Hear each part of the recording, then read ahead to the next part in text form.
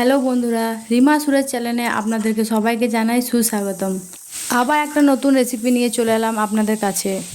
এই রেসিপিটা হলো নিরামিষ পেঁপের ডাল। দেখুন, প্রথমে আমি একটা পেঁপে নিয়ে নিয়েছি, টমেটো নিয়ে নিয়েছি, আলু নিয়ে নিয়েছি আর কাঁচা লঙ্কা নিয়ে নিয়েছি। এগুলোকে ছোট ছোট করে কেটে নিতে হবে।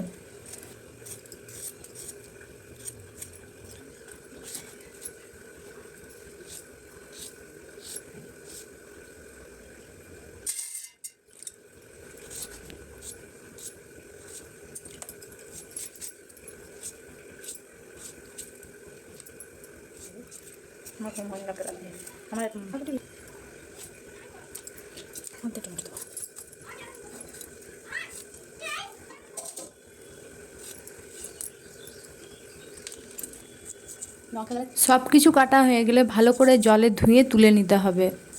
দেখুন, ডালটা করার জন্য যা যা লাগে আমি সব নিয়ে নিয়েছি। আর এখানে মুগ ডালের পরিমাণটা 75 গ্রাম আছে। আমি এখানে সেদ্ধ করার জন্য প্রেসার কুকার ব্যবহার করছি। এর মধ্যে আমি কেটে রাখা পেঁপেগুলো দিয়ে দেবো। তারপরে এক এক করে কেটে রাখা আলু, টমেটো, কাঁচা লঙ্কা আর মুগ ডালটা ধুয়ে দিয়ে দেবো। বাচ্চাদের খুবই হেলদি।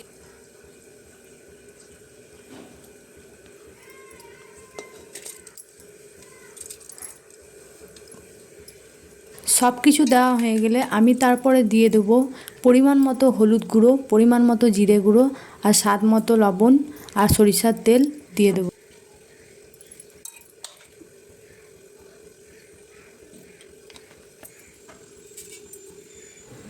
তারপরে পরিমাণ মতো জল দিয়ে প্রেসার কুকারের ঢাকনাটাকে টাইট করে লাগিয়ে দেবো। ওভেনের মধ্যে আমি কুকারটাকে বসিয়ে দেবো। তারপরে 2টো সিটি দেওয়ার পর কুকারটাকে নামিয়ে নেব। দেখুন, 2টো সিটি দেওয়া হয়ে গেছে। এবার কুকারটাকে আমি নামিয়ে নেব।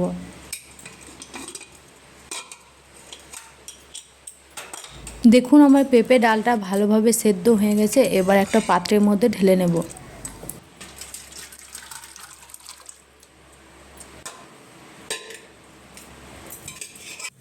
তারপর আমি ওভেনের মধ্যে একটা কড়াই বসিয়ে দেব তেল গরম করার জন্য। দেখুন, আমার তেলটা গরম হয়ে গেছে। এবার আমি ফোড়নে ব্যবহার করব একটা তেজপাতা, শুকনো লঙ্কা আর গোটা জিরে। একটু নাড়াচাড়া করার পর আমি ডালটাকে দিয়ে দেবো।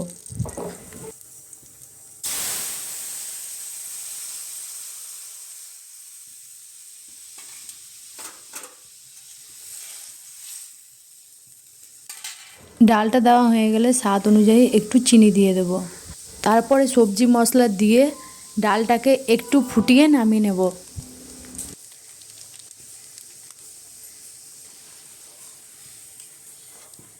দেখুন, পেঁপে ডালটা আমার তৈরি হয়ে গেছে। এটা শরীরের পক্ষে খুবই উপকারী। এটা গরম ভাতের সাথে আপনারা খেতে পারেন। এই রেসিপিটা যদি আপনাদের ভালো লেগে থাকে, লাইক, কমেন্ট, শেয়ার, চ্যানেলটাকে সাবস্ক্রাইব করতে ভুলবেন না। ধন্যবাদ।